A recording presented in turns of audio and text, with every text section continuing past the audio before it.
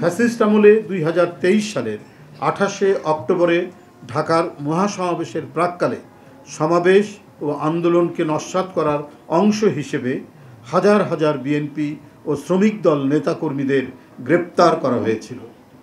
ওই সময়ে কারাবন্দী শ্রমিক দল নেতা ফজলুর রহমান কাজলের হাতে হ্যান্ডকাপ, পায়ে ডান্ডা বেরি পড়া অবস্থায় হাসপাতালের বারান্দার ফ্লোরে বিনা চিকিৎসায় হত্যা, মজুরি বৃদ্ধির আন্দোলনে 4 জন গার্মেন্টস শ্রমিক আঞ্জুয়ারা খাতুন, রাসেল হাওলাদার, জালাল উদ্দিন ও ইমরানকে আওয়ামী সন্ত্রাসী ও পুলিশ গুলি করে হত্যা করেছিল।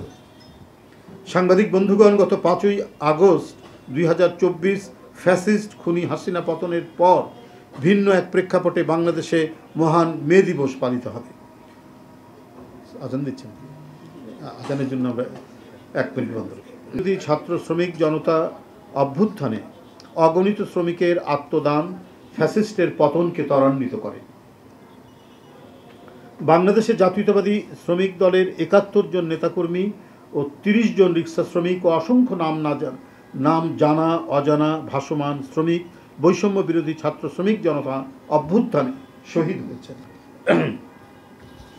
শ্রমিক শ্রেণীর আত্মত্যাগ কেউ কেউ স্বীকার করতে কার্পণ্য করে। একটি গণতান্ত্রিক সরকার ব্যবস্থা প্রবর্তন, ভোটাধিকার প্রয়োগ, শোষণ ও বৈষম্যহীন সমাজ ব্যবস্থা শ্রমিকের আজন্ম স্বপ্ন। দেশ এক ক্রান্তিকাল অতিক্রম করছে। শ্রমজীবী মানুষের আয় দিন দিন কমে যাচ্ছে। গ্যাস বিদ্যুতের অভাবে কলকারখানা বন্ধ হচ্ছে। এখনও প্রতিদিন শ্রমিক ছাঁটাই চলছে। বেকার হচ্ছে হাজার হাজার শ্রমিক। শ্রমিকের জীবনে অর্থনৈতিক ও সামাজিক নিরাপত্তা নেই। পতিত হাসিনা সরকারের লুটপাট ও দুর্নীতির কারণে সরকারি পাট ও চিনিকলগুলো বন্ধ করে হাজার হাজার শ্রমিককে পথে বসানো হয়েছে। তারা স্ত্রী সন্তান সহ অর্ধাহারে অনাহারে দিনাতিপাত করছে। বই খাতা ক্রয় করতে না পেরে বাচ্চারা স্কুলে যেতে পারছে না। প্রচলিত নিয়মে 5 বছর পর পর ন্যূনতম মজুরি ও জাতীয় বেতন স্কেল ঘোষণা হয়ে থাকলেও বিগত ফ্যাসিস্ট হাসিনা সরকারের সময়ে গত 10 বছরে বেশি সময় ধরে ন্যূনতম মজুরি ও জাতীয় বেতন স্কেল ঘোষণা করা হয়নি। অথচ চাল, ডাল, তেল সহ নিত্যপণ্যের ঊর্ধ্বগতিতে শ্রমজীবী মানুষের জীবন ওষ্ঠাগত। অন্যদিকে সরকারি দপ্তরগুলোতে নিয়মিত পদ বিলুপ্ত করে আউটসোর্সিং নিয়োগ দেওয়া হচ্ছে। ফলে শ্রমের ক্ষেত্রগুলো ক্রমেই সংকুচিত হচ্ছে। তৈরি হচ্ছে শিক্ষিত লাখ লাখ বেকার। অন্যদিকে বৈদেশিক মুদ্রা অর্জনকারী সোনালী আঁশ খ্যাত পাটের উৎপাদন ও বিপণন ব্যয় বাংলাদেশের মানুষের খাদ্য তালিকার অন্যতম উৎপাদন আমাদের দেশে তৈরি স্বাস্থ্যসম্মত চিনির পরিবর্তে কেমিক্যালযুক্ত বিদেশি চিনির উপর বিদেশ নির্ভরতা বৃদ্ধি পাচ্ছে। দেশ হারাচ্ছে শ্রমজীবী মানুষের কষ্টার্জিত বৈদেশিক মুদ্রা।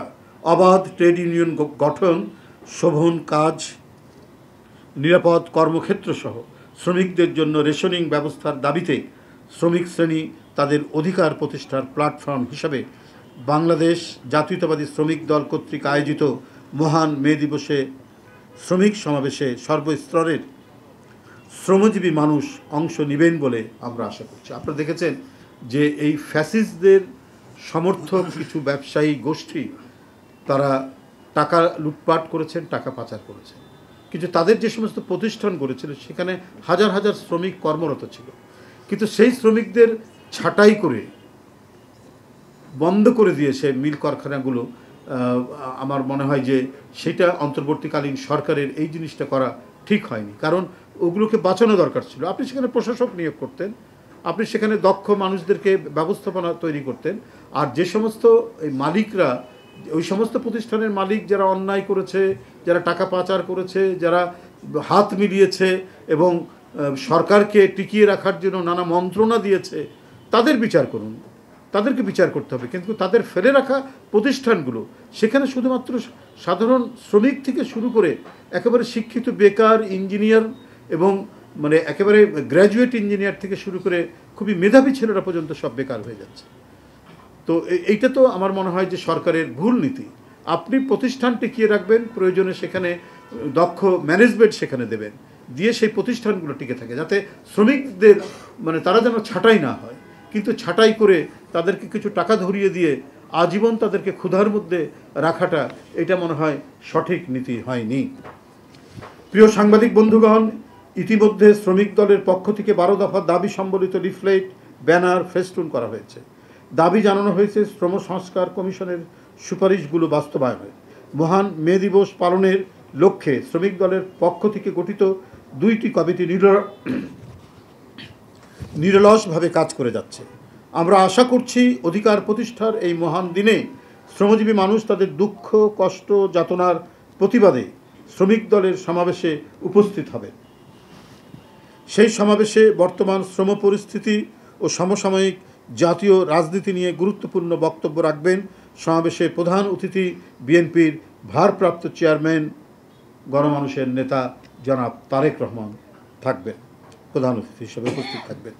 এছাড়াও শ্রমিক সমাবেশে বিএনপির মহাসচিব মির্জা ফখরুল ইসলাম আলমগীর সহ শীর্ষ জাতীয় নেতৃবৃন্দ ও শ্রমিক নেতৃবৃন্দ বক্তব্য রাখবেন। শ্রমিক দলের সমাবেশকে সফল করতে আপনাদের সর্বাত্মক সহযোগিতা কামনা করে ধন্যবাদ জানিয়ে শেষ করছি। আল্লাহ হাফেজ। বাংলাদেশ জিন্দাবাদ। মহান মে দিবস অমর হোক। সেখানে জাতীয় নেতৃবৃন্দ আপনাদের সামনে বলবেন যে মেসেজটা তারা কি দিবেন, কি অবস্থায় দিবেন। মূলত শ্রমিক দলের এটা আন্তর্জাতিক শ্রমিক দিবসের এটা একটি কর্মসূচি, সমাবেশ। এটা জাতীয়তাবাদী দল গঠন হওয়ার পর থেকেই এই দিবসটি যথাযোগ্য মর্যাদায় পালন করে এসেছে। তো শ্রমিকদের যে দাবি দেওয়া, শ্রমিকদের যে তাদের যে বর্তমান যে পরিস্থিতি এবং আন্তর্জাতিক পরিস্থিতির সাথে মিলিয়ে আমাদের যারা আলোচকবৃন্দ আছেন, অতিথিবৃন্দ আছেন, তারা কথা বলবেন। এর বাইরেও যদি জাতীয় পর্যায়ের জাতীয় রাজনীতির বিষয়ে যদি কিছু কথা হয়, সেটা আমাদের জাতীয় নেতৃবৃন্দ বলবেন। সেই ক্ষেত্রে এইটা শ্রমিক দলের উপর থাক, আপনি আজকে এটার মধ্যে ঢুকিয়েন না। দেখুন, বৈঠকের সিদ্ধান্তগুলো, রেজলিউশনটা পরে মানে প্রেসে দেওয়ার জন্য আসে। এটা বোধহয় এখনও টাইপ হয়নি, আসলে পরে আপনারা পেয়ে যাবেন। কারণ ওটা তো একটা বৈঠক হয়, নির্ধারিত আমাদের জাতীয় স্থায়ী কমিটির সদস্যবৃন্দ বৈঠক। তো আমরা তো আর সেখানে যাই না, জানতে পারবো। তা আজকে আমরা আগামীকালকের যে শ্রমিক সমাবেশ জাতীয়তাবাদী শ্রমিক দলের উদ্যোগে, সেই সমাবেশকে সাফল্যমণ্ডিত করা, এর প্রস্তুতি এবং এই বিষয়ই হচ্ছে আজকের এই প্রেস কনফারেন্স। এটি আপনারা যথাযথভাবে তুলে ধরবেন। এটাই হচ্ছে আমাদের এটাও আমরা এখনও কনফার্ম না কবে আসবেন। বিভিন্ন সময় বিভিন্ন কথা বলছি, আমরা অ্যাকুরেট ইয়েটা না পেরে তো আমরা বলতে পারি না মুখপাত্র। ধন্যবাদ। আমার মনে হয় না, মানে হবেন, ভারপ্রাপ্ত চেয়ারম্যান হবেন। হ্যাঁ, আমরা এটুকুই জানি আর কি। ভারপ্রাপ্ত চেয়ারম্যান চিফ গেস্ট তিনি উপস্থিত থাকেন।